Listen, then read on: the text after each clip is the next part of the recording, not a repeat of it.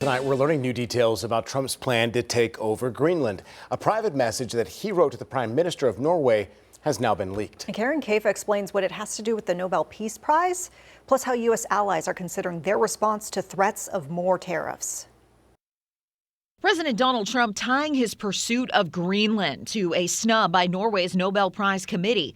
In a text message to Norway's Prime Minister Sunday, Trump said, quote, "Considering your country decided not to give me the Nobel Peace Prize for having stopped 8 wars plus, I no longer feel an obligation to think purely of peace."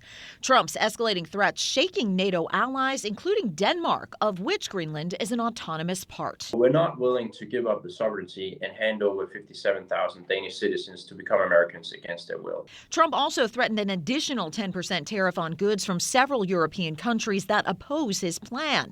UK Prime Minister Keir Starmer on Monday called for tensions to cool. The use of tariffs against allies is completely wrong. It is not the right way to resolve differences within an alliance.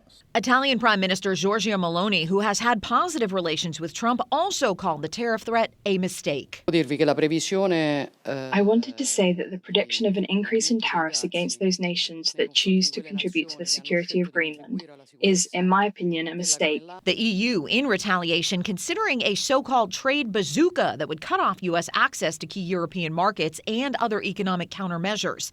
Trump has previously insisted a U.S. Greenland acquisition is key to national security and keeping Russian and Chinese ships out of the region.